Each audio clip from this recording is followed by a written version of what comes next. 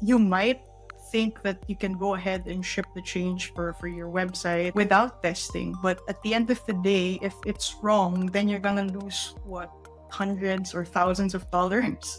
Because after all, CRO is about removing any pain points for the users. So when you do CRO, you basically help SEO a little, you help PPC a little because it's better experience. It's very important that whoever we're talking to is on board and appreciating what experimentation and overall CRO does. Because eventually, once they feel the impact, they give in a little. Not everyone has that luxury of a high traffic site. And if we constantly look at experimentation and CRO as something that should be tested at a high traffic environment, then we're basically alienating small businesses who would actually benefit from having a CRO program or a CRO framework even early on. Welcome to another episode of CRO Wizards Season 2 by VWO Podcast. With hours of in-depth conversations, we talk about using CRO to deliver what your users want, while also driving long-term growth for your business. Before we speak to our guest, here's a very quick overview of what we do. VWO is a leading experience optimization platform that enables you to gather in-depth user insights and build winning experiences across your website and mobile app. VWO Copilot, our AI champion, handles the heavy lifting of suggesting test ideas, creating variations, and finding insights, so you can focus on making strategic decisions that drive growth. Now, without further delay, let's jump right back to this conversation. We are thrilled to have Carla Quizon with us, a conversion rate optimization architect at Spiralytics, a digital marketing agency in Manila, Philippines. A performance marketer turned digital experimenter, Carla has been at the forefront of building a successful CRO pilot program that drives success for the businesses she works with. Carla's passion for experimentation is clear, and we are excited to dive into her insights.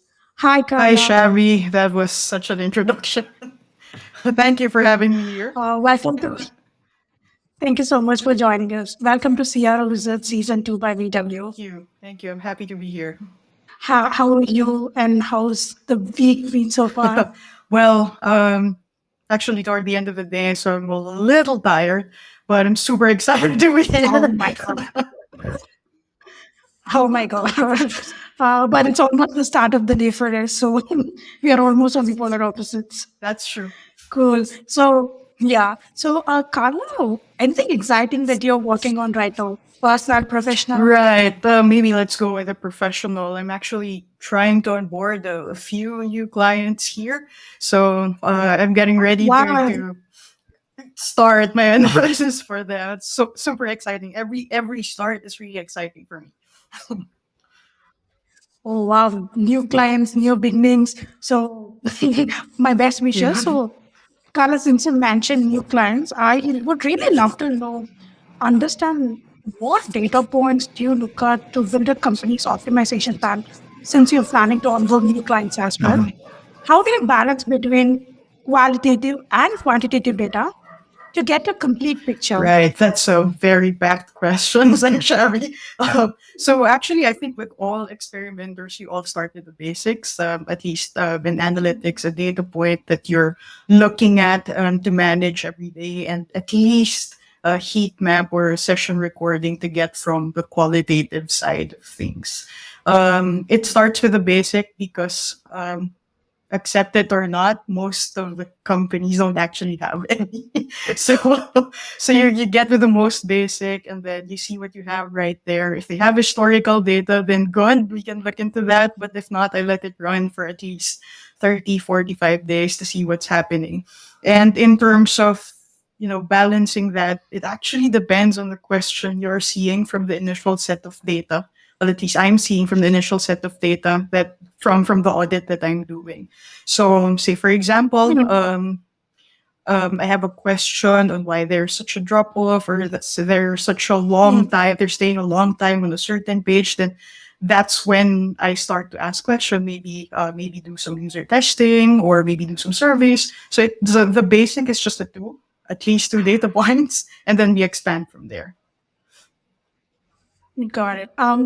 Since I'm a novice to CRO, when you mention basic, I'm still trying to comprehend that. For viewers, would it be possible for us to break it down that as well? So when I say basic analytics, I wanted to see where the sessions are coming from, what devices, what channels are pulling in these sessions, what are the conversion points, well, touch points actually, because each organization would have different conversion points. So some would have forms, some would have, say, white paper downloads, or however it connects to their business. And with session recordings and heat maps, that's basically where I try to find the pattern to how people use the site. So that's very basic for me because it basically tells you a little bit of what's happening, even with little knowledge of what the brand or the company is about. Got it. That makes total sense. And it's to the point that you need to have the basic, that is the qualitative data. Yeah. Right? Got it. So, Carla, this actually brings me to the next question is that, are there any frameworks or tools do you use to research this user behavior? So I did mention that you have your heat map tools or your session recording tools, and VWO has a very strong one. Yeah. You can use that if you have it. But other tools of choice that does the same function is also very useful. And I say that because I actually use a hybrid of user journey mapping and some design thinking in this analysis framework. And I say that because I actually try to see patterns of how people use certain pages, move to one page toward the other. And you can see that clearly from session recordings, although you have to go through a lot. A lot. You can't be sampling with what? One to two session recordings. You can't get anything from that. So you have to really deep dive into these information, go short, go long with your duration to find something unique, something that's persistent, and then you also try to figure out how it goes against what the customers, what our clients plan the user journey to be. Typically, there's a disconnect. You will see. Got it. I mean, since you mentioned about having to scroll down to so many session recordings, which is really a hard job, do you have any framework or is there any easy way that you're, you know, working on it? Actually, I do filter things. So I never look at session recordings with nothing in mind. So you actually need to go in with a question when you go through a set of session recordings. So that helps you filter pages, filter users by country, maybe, or maybe you're looking for someone who constantly goes back or constantly is clicking on certain elements.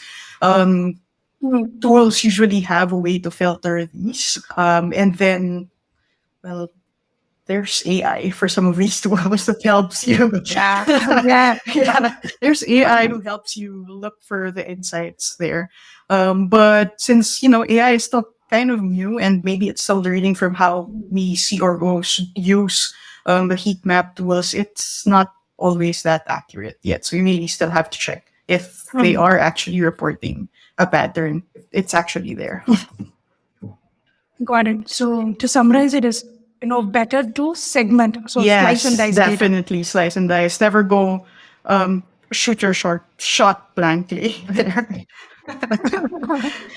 Okay, cool. I mean, that almost like reduces half the work.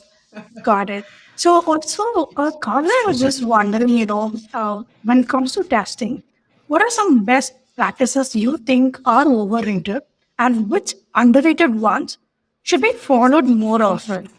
That's a spicy question. Without always and spiciness. That's a spicy question because some people will hate me for this, but I think high powered testing, high traffic testing is so overrated. Okay. Statisticians and purists would be angry with that statement. But the only reason I say that is because we have to accept that not everyone has that luxury of a high traffic site or even the luxury to bring in more traffic there. If you actually try to think about it, doing ads to put in traffic is also expensive. Mm. And if we True. constantly look at experimentation and CRO as something that should be tested at a high traffic environment, then we're basically alienating small businesses or starting up businesses who would actually benefit from having a CRO program or a CRO framework even early on. So, yeah, Mm. But then we need to have of traffic in course. order to do the Of CRO, course, right? of course. But that's where I think there's the other side of it. But I think um, the super underrated things that we should be doing. So when you Mm. say experimentation, it doesn't have to be the fixed horizon test that we know, the classic A/B test that we have. It can be you can actually do so. The idea that you have on your website, you can run it maybe on social media where there's traffic. And then see if it actually works. That's still a form of experimentation, only outside your website. Right? Maybe you can do some before and after testing just because you don't have the traffic. You're still basically testing. It's just that the period are different and it's more delicate to analyze that data point, but it's still essentially experimentation. um, yes, Right. there's a lot of guardrails. There's a lot of manipulations that could be happening there. There's also user testing. If you have the time, you can also even do some copy tests. um these seem super underrated because typically when you think of CRO, you'll be thinking of product testing, maybe a landing page Wow. test. These are big things, but not everyone can do it. But I really do understand that traffic is essential here, but we don't want to alienate anybody. Got it. So when it comes to, landing page testing or, testing all of this, what are some of the underrated ones do you think, you mentioned copy. So is there any, guidelines that you as such follow or Um, for me, when I'm actually deciding on these tests, I have this. I still follow a pre-test preparation. So I actually, yeah, how yeah. to So when deciding what to do, of course, the math is still there. The traffic, you're trying to still plan for these tests and which one is most viable, which one would get you the least error, which one would get you the most significant results. But with this one, if it's a copy test, I usually look for usually what I go here would be objections or counter objections, or maybe a simpler explanation of a simpler explanation of what the product is all about. Because typically, what I noticed is that we get so amused or so blinded by our brand that we forget we're doing a business. We're trying to get people to understand the product. That again, you're keeping them away because they can't understand it. So typical copy test can be as simple as that, and it brings out results. got it. You don't have to go for huge at one shot. No, you don't have to. That's Yeah. small, right? Sure. So I also have one follow-up question is that, when it comes to B2B clients, right? How are you planning your experiments to drive key B2B metrics like revenue, growth, client retention, and lead conversions? Would love to hear some examples of your clients that you're working Okay, with. I really can't go deep dive on the clients, but I'll give you an overview. Yeah, got it. So with this one, it usually starts with really understanding what they want to sell for B2Bs, especially. Mm. Typically, it's something so unique that sometimes it's hard to understand how you're differing from the other products or companies who also kind of sell the same thing. So it starts with Oh, yeah? really understanding what the problem we're solving, Yes. what are options in terms of fixing this or experimenting with it. So sometimes Mm. I was saying earlier, it's a copy test. Some of our biggest wins started there because Oh, yeah, it actually started. I mean, I would love to know about that bit. It actually started there because let's just say everybody needs money, shall we? So you will get Okay. a lot of leads trying to get that product because they need money. But the problem was that they weren't actually the market that we're going after. So we wanted Okay. to make sure that we're actually explaining it with clarity. So the test just ran different variations and ran for a couple of months until we came to a version that explained it the best. So it's a problem. It's a Okay. problem because it's low traffic, despite it's a low traffic site, but there's a different approach to explaining the differences of the products, why it fits them, why it benefits them. There's a lot of countering objections because it's prone to fraud. You know? So that's an example of how we're working toward qualified leads instead of just lead volume. Got it. I mean, whenever that comes to content or Mhm. copy, that's the last looked at, right? Whenever we are testing, it's always the design, design, design. But copy can have a major impact. This is something that it's an eye opener for a lot of people. That there's something overlooked, I would Yes, say. I would say because the design it's one thing. Don't get me wrong. It needs to be functional. It Yeah, yeah. needs to be helping people find what they need from your business. But at the end of the day, that specific clarity really helps. Got it. Got it. Also, when we're talking about, driving ads, right? I wanted to understand how do you see CRO fitting into the overall marketing strategy? And how does it work alongside SEO, PPC, social media, and personalization? Right. So you see, in everything we do in digital, there's always a part of it that's open for experimentation. When you talk about SEO, there are like Oh, common practices, best practices, but at the end of the day, you have to experiment because it doesn't mean that it worked on a different business, it will work for you.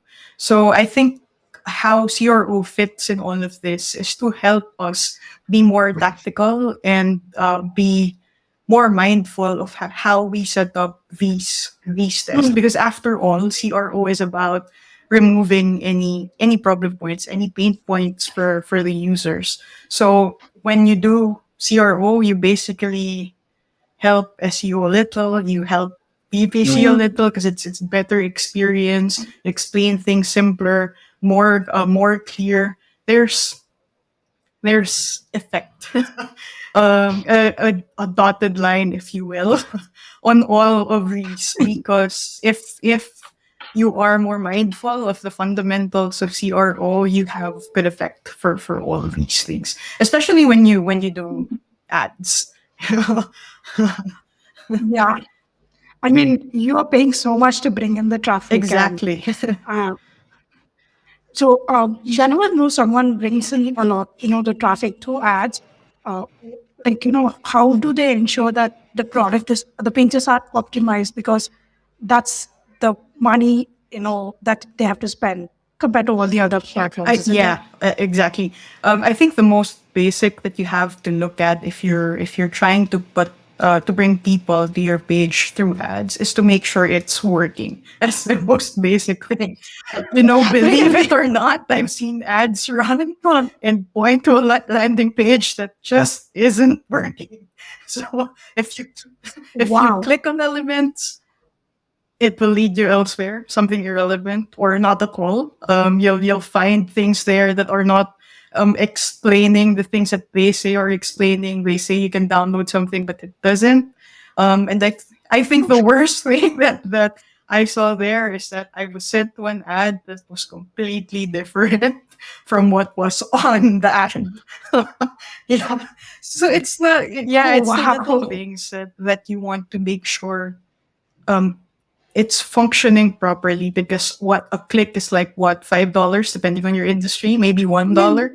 So it's expensive. It's traffic that you don't own but you're trying to convert. So you want to make sure that at least it's functioning properly. But if we go on the other side, on a deeper set of things, you want to make sure you're bringing them to a page that is aligned to what you're trying to sell, right? So it's fairly basic for e-commerce, because you if you are selling a product, then you land them to the product page or to a whole category of best products. But for B2B or for other industries, it's a little difficult, because what else can you tell about your product, right? About your service. So I think what's really important here is not that you're mimicking the same message on your ad, your landing page, but it just basically completes the experience.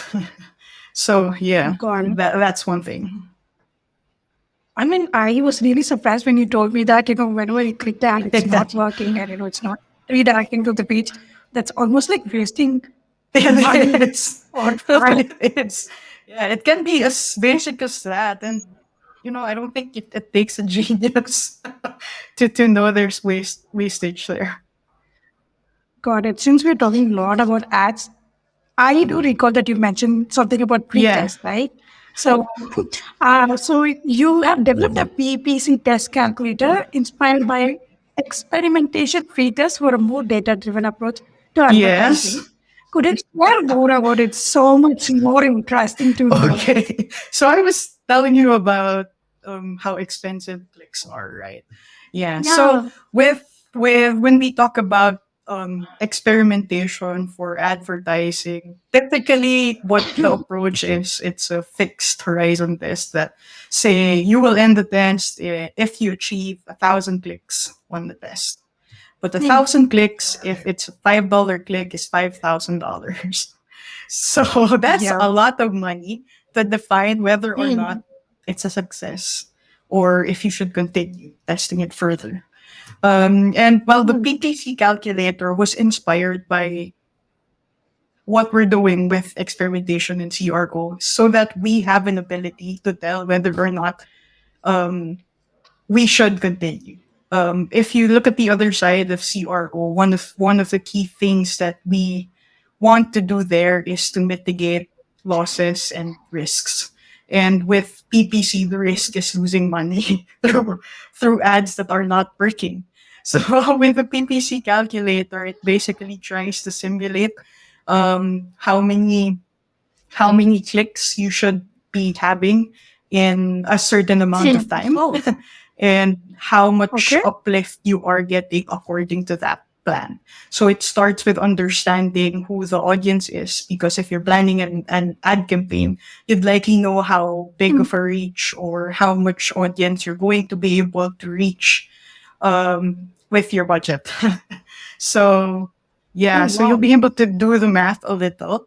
Of course, the margin of error here is a bit bigger, because there's a lot of things that you can't control, like bidding strategies of your other competitors, how big their company is, what strategy they're doing. It's there's a lot of things that you can't control, so it's a huge margin of error that accounts for that. Even optimization of the ad platforms. But at the end of the day, it defines 4 times that you will analyze the experiments of your ads. So instead of doing the fixed horizon test where you achieve 1,000 clicks and constantly check it and say, hey, we saw a significant increase, but not really. It's a false positive.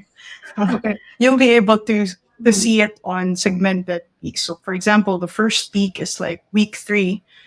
You'll be able to analyze from there with less chances of committing or suggesting that something won when it doesn't. You can actually say if there is still room for improvement for your ads, if there's an optimization path based on that. If the lift is too far, you're a negative lift, I'd say. If you're comparing the campaigns, there's a negative lift. That is there any way that you can still optimize the campaign so that you'd be able to catch up and still make it work. Sometimes you're really exhausted with your campaigns. Everything else is done.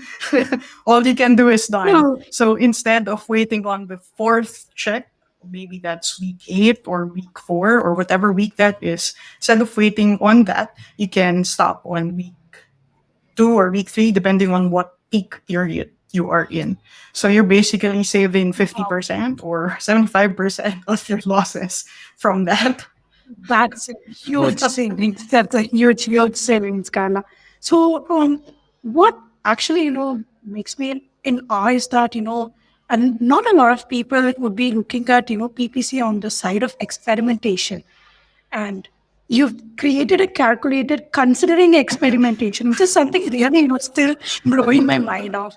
And when you mentioned about, how much upliftment. So basically, when I put in, this is the particular kind of upliftment that I want. So will the calculator be able to give me? So this is how much you have to spend on clicks. Is that right? Or Yes, it basically calculates for an average. I won't be able to say point by point on a daily average that this would be how much you're spending, but at the worst, well, an average mean of your spending based on the projections from your audience, we will be able to calculate how much the clicks should be. okay, that is interesting. So, also, when it comes to PPC, it's almost driving traffic, right? So, you've been talking a lot about PPC and traffic. So, this actually brings to my next question is that, we know that driving enough traffic is important for testing, as you mentioned Yes. earlier. Uh, what are the top three things companies can do if they don't get enough traffic to their website? Because that is one big headache that a lot of companies are facing, where they don't have the luxury of spending so much on ads. Well, if you don't have the budget for ads, yeah, you look Exactly. for where you have the most traffic. Doesn't have to be your website. I think I mentioned earlier, you can look at your social media. Does your social media have the traction? And if not, then okay, let's skip social media. You look for other channels where you have a presence. You can test the idea. But you can also have the traditional user testing or FGD. You can pull people in that are related to your audience, different age groups, and trying to see if what you have in mind actually fits this certain sample of an audience. The only Okay. problem there sometimes there's still bias right there. Yeah. Um, And the third one, if you're not very confident about that, is just put the test out there with the minimal traffic that you have. Just slice it up a little bit. Maybe look for a higher event that you can use as as as the decision making KPI for you. So typically when you do tests, you would always people would always go after maybe lead generation or I don't know, submission or maybe purchases. But if you're not getting that much of a traffic, you may be getting traffic elsewhere. So maybe you're looking at metrics like exits instead. So slowly work your way to it until you can build enough traffic to actually test big things. If you're not into FGDs or user testing or whatever form of testing you want to do, but that's an option if you also don't want to do ads. Got it. To summarize, first look at social media, which is can be a driving factor. Then the look at a broader audience. That makes complete sense rather than restricting given the less amount of traffic. The third I understand is test with minimal traffic. But don't you think that when I test with minimal traffic, it's going to take longer time to complete? Yes, it will take longer time to complete, but that's the beauty of looking at other um, pre-test methods, I'm saying. Yeah. So Got so it. you don't have to Uh, always look for say 95% significance or a certain amount of power. You can lower it, just accept that there will be a margin of error for this. The important thing is that you're testing it out there and you're constantly testing. Again, you're in the beginning, you're at the early stages of your CRO program. As soon as you're getting traction, you'll get the hang of it. There are also, Shavi, some tests that are what they label as go for it tests. If there's nothing so bad if you assume that there's nothing so bad about the test, either way it can win. If it loses, there's no bad impact on your website, on your product. And if it wins, then there's something good about it, then just go for it. It doesn't really matter if you have that much of a traffic, but you can go for it. Go for it. That's the twist. Oh, that's very new to me. Also, you mentioned something about FGD. To be honest, I do not Yeah. understand Okay. what So that. so with FGD, sorry about that. It's a focused group discussion where you bring in where you Okay. bring in people within a certain industry that you're targeting. So it works Okay. best if it's for B2B Wow. for businesses. Say for example, you're looking for experts. You have a certain segment that you want to put in, bring them to a focus group discussion, ask your questions. It's like a survey, but with fewer people. Yeah. Got it. Focus Yeah. groups. Got it. Now makes a lot more sense. Okay. So I have one more question that I want to ask you about is that what steps can be taken to position CRO as a risk management, which you on you never touched upon. That what steps can be taken to position CRO as a risk management strategy rather than just focusing on wins, and how important is top-down management in driving this Right. approach? You know, I love that question. So close to home. You see, you're you're trying to save money with CRO and not just going for a Yeah. lot more a volume. And it's risk management. The risk management part might actually be seen with a lot of changes you plan to do Yeah. for your website, for your product. And I'm saying that it's not limited to the website because sometimes the changes that you want to do is actually on the way you sell your service or you want to improve a feature of your product. And it's a risk management because you can actually cut those tests into smaller pieces to see its acceptability toward your target audience. It's also a way of testing. It's risk management because you might think that you can go ahead and ship the change for your website or for your product or for your service without testing. But at the end of the day, if it's wrong, then you're gonna lose what hundreds or thousands of dollars because Very true. people are not ready or is not aligned to the product that you're selling. So they veer away and look for the competitor. So it looks like a very simple change, a non-thinker change, but it might be a non-thinker to us who are so close to the product or to the service. We forget to account for the people who will be using it or the end users who will be constantly with interaction to the product or to the service. And I Got think, it.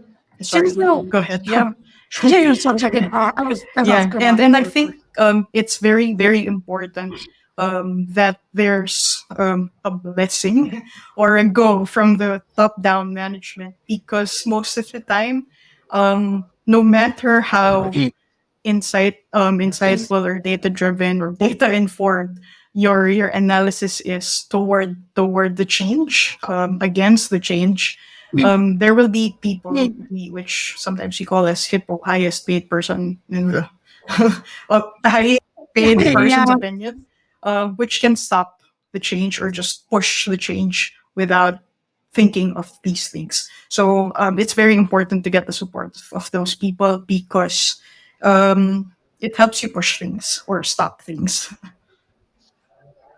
true, true, very true. When you touched upon testing before you receive that can cause a pretty big damages. Whereas you mentioned about hippo, I think you definitely have to talk a little bit more about because it's very important to get that buy-in from Yeah, them, right? it is. Like how do you ensure that? Yeah. So personally, I think you mentioned earlier, I did some client work before, like client facing day to day with the client, and I think it's very important to understand what matters to these people. Because if you understand what matters to these people, you can be able to frame the analysis and frame the next steps in a way that resonates to that need. It's basically the same thing. Okay. It's just that you packaged it in a way that matters to them. So they listen, you catch their attention. Got it.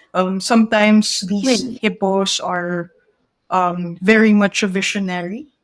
So the way you discuss the results is aligned to you getting to that vision, but in smaller pieces, as much as possible. Okay.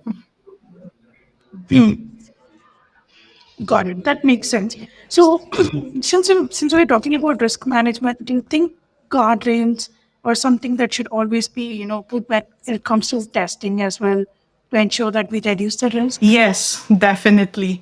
Uh, I did say this earlier, but yes, guardrails are very, very important when you do plan your tests. Just because you're achieving something, some of these guardrail metrics should never be touched. So if in the early Right. stages, like you're doing your early QAs after the launch, I don't know if with you, but after I launch a test, I still QA it. Oh, really?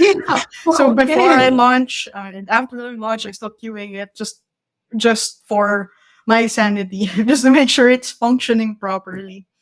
Um, After that, it's important to check every now and then if you are still keeping your guardrails intact. And I'm not saying you check every day. If you check every day, that would be very bad for your test because again, you risk saying that there's an increase or there's a lift when there's really none, or you say there's a problem when there's really none. But you have to have a standard way of checking how your metrics are going, just to make sure you Okay. don't wait until the set duration before you stop a test because of a problem. So that guardrail metric really helps with the decision making, Shabby. Got it. I mean, this actually, it brings me, or I'm just thinking of, guardrails, right? Any specific guardrail metrics that you always keep an eye on, as well as, when you mention that you can't keep checking it again and again, but then you have to check it, right? Like any frequency as per that matter. I know it's Yeah. like a dynamic, but Yeah.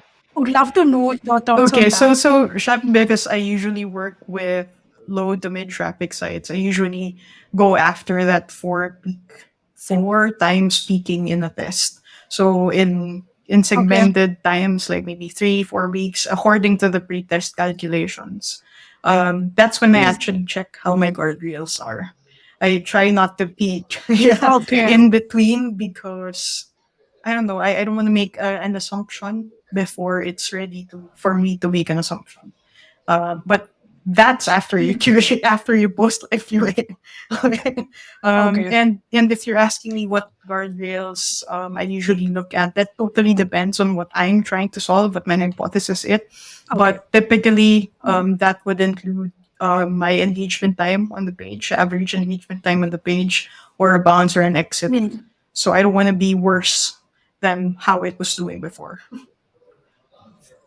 Got it. So average and bounce time Yeah. or something that you always keep an eye Yes. on, because that's something you feel that it's common for most Yes. of If the I make it users. worse than it Got was before, then maybe my test is loading too slow.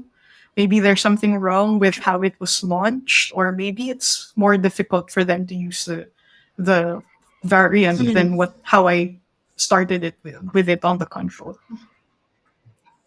got it. Yeah, I think that makes total sense now then. Uh, since we were also touching about the hippo bite, right?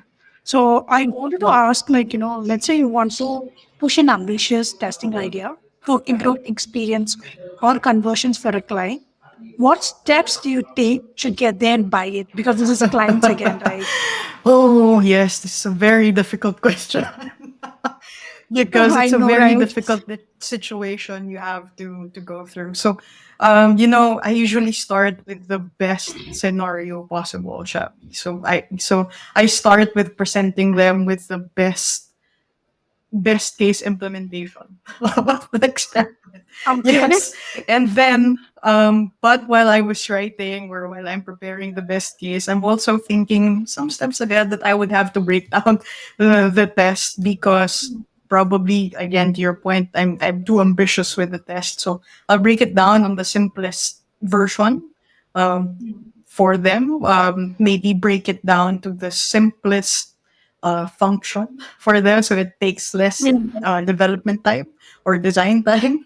So I'm thinking of scenarios that they would probably tell me or tell the one facing them at the time, and look for ways to segment it.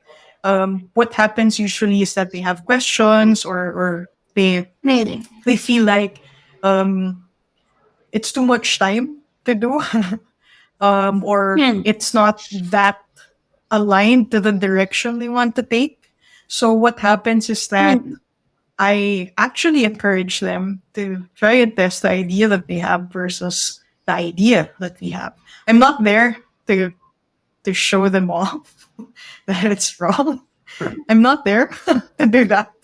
But I wanted them to see the difference. For as long as we have the capacity to do both versions, and it's physically and dev possible, why not? Yeah, Okay. why not? Let's test it. And yeah, and for as long as it seems like it's solving the same problem, it's just a different approach. I'm really open to it because to me it's very important that that hippo or whoever we're talking to is on board and appreciating what experimentation and overall CRO does. Because eventually, when once they feel the impact, they give in a little.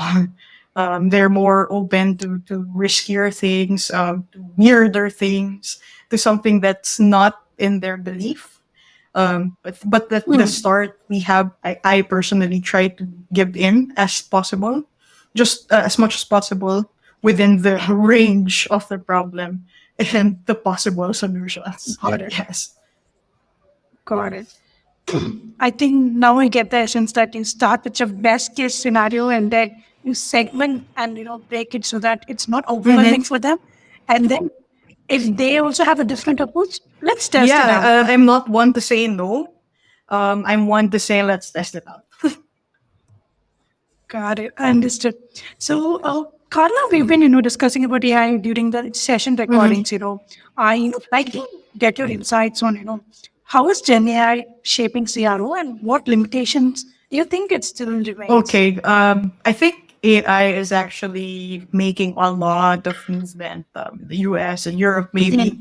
There's a lot of tools that are actually banking on the powers of AI right now. Yeah. Who say that they can actually audit, provide hypothesis, provide potential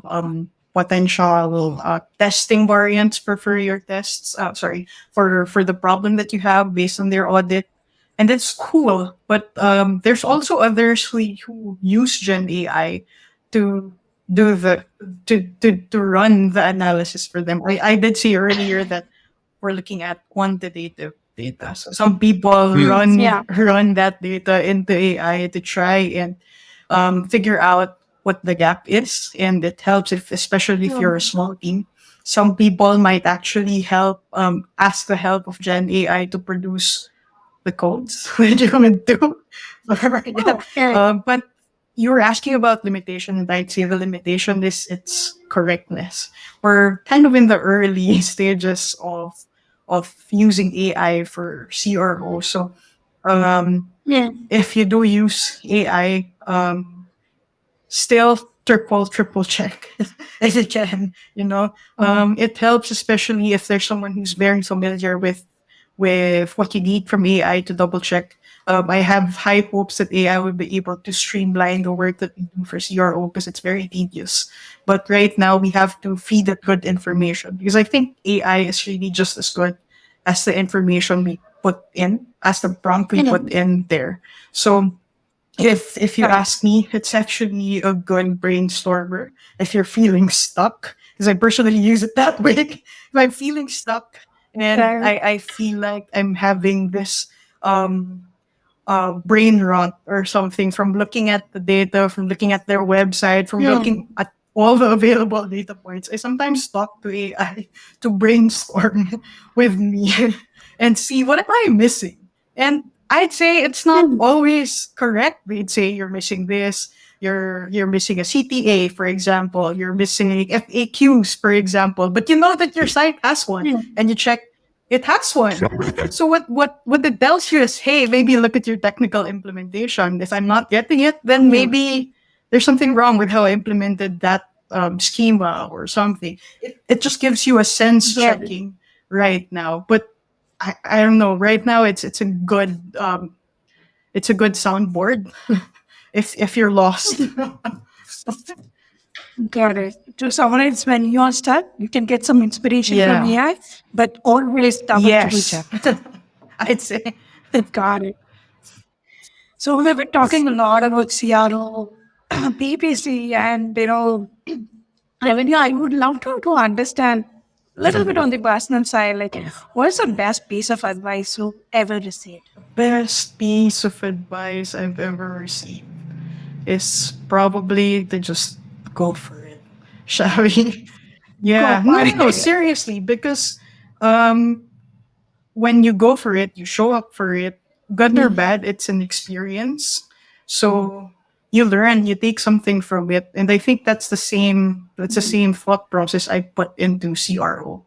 If I'm Wow. shipping something, if I fail, then okay, I fail. What did I learn from it? If it's good, then yay, it's good. What's next? Yeah. Got it. It's fun. It doesn't keep you in the box. You just go for it. Do it. Just Yes. do it. The Nike tagline, just like that. I'd say it's very strong. Yeah, definitely agree with you, Carla. So, Carla, we're almost about to wrap up. But before we do that, we got a fun little segment for you, rapid fire round. So, we'll throw a few questions your way and you just answer with the first thing that comes Okay. to your mind. Sounds fun. Okay, let's start then. Okay. So, the first question is that if you're starting a career in CRO today, what is the one thing that you do If differently? I'm starting a career, probably, oh, that's tough. I would probably look for a mentor from the other side of the world. Yeah. Maybe cut me a few months of learning on my own. That is very smart, to be honest. That most of the people would be like thinking of different ways, but having a mentor it makes all the Yes, difference, right? definitely. It points you to a direction that would probably be more efficient. That's a very oh my god, I missed that particular phrase that I wanted to tell you. That's okay. When I remember, I will tell you that. Okay.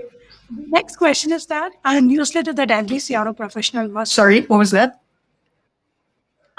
A newsletter that every CRO professional must Whoa, a follow. newsletter. Huh. I'd say your newsletter, DWO, really helped me out when I was starting out. Yes, Yeah. I'd say. And if you're new and don't know where to start, I'd say go for experimentation and get uplift from Talia Wolf. Very informative. Okay. Guys, take a no look at that. So my next question for you is that three books that you would recommend to our listeners. Ah, three books. I'd say How Google Works. That's one. How Okay. Google Works, and then Story Brand by Donald Miller. And what's the next? If you're starting out, yeah, that's different. That's a very, very difficult question. Maybe you see the book there. Don't trust your gut. That one. What was the Don't trust your book? gut. Don't trust your gut. Wow. So how does it work? Storyboard or don't trust your gut? Yes. Wow, nice. So definitely, I think I would be the first one to check Mhm. that out. So my next question for you is, what's your go-to travel destination? My go-to travel destination. Well, I don't actually want to go outdoors, shall we? That's literally the answer. I want to stay in bed, read on my free time, and just be mindless for a bit. So you want to go from room to room? Yeah, but if I absolutely had to go outside, I'd probably go to Macau. Or if I go local, I'd go Okay. Baguio. Okay, got it. So, my next question for you is one thing that AI will replace in the next 3 years. One thing AI would replace. I'd say manually skimming through customer reviews.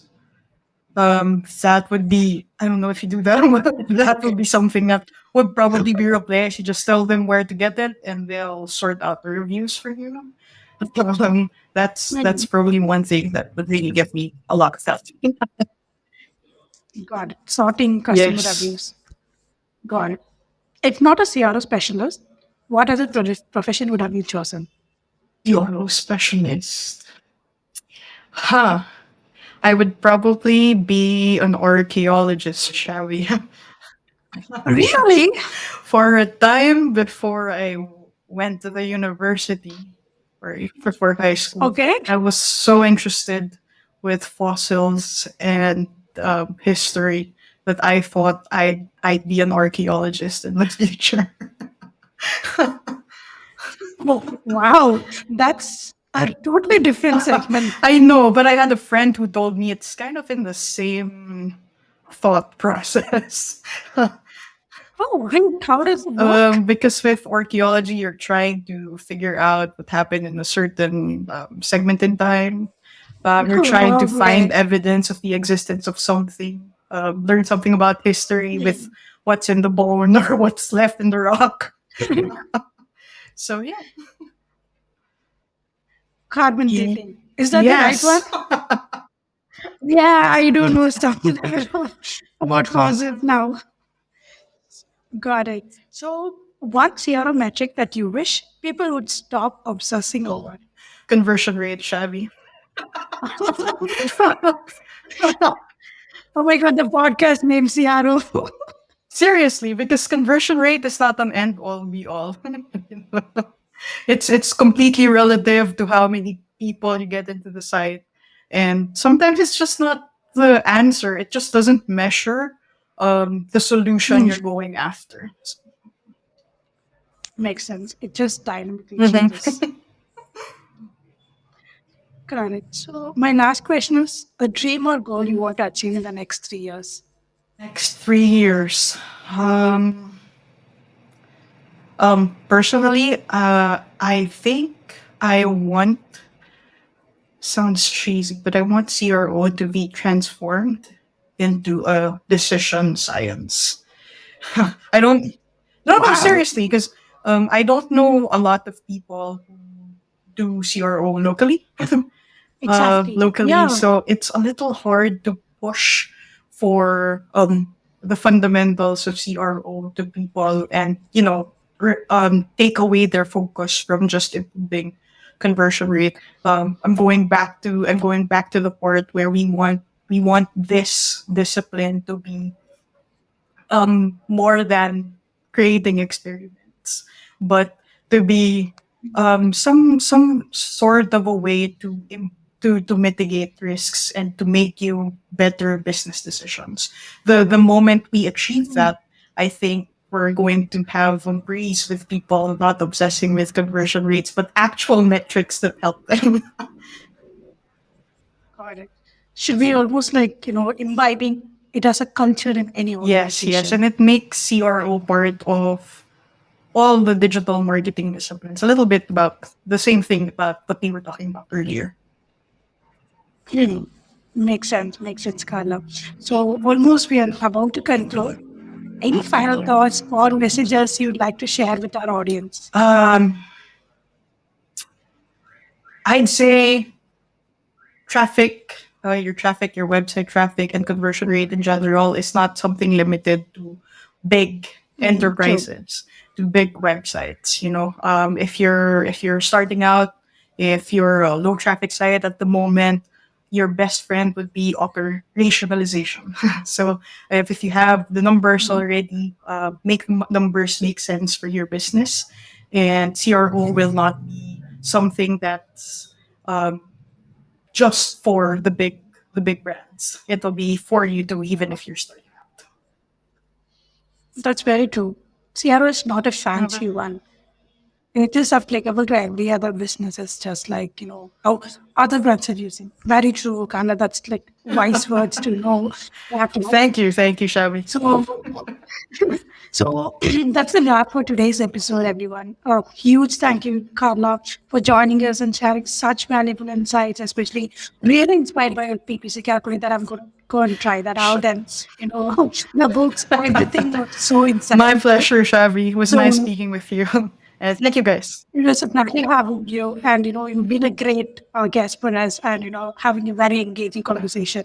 So thank you for joining us. And everyone, thanks again for tuning in. And until next time, All thank you so right. Thank much. you.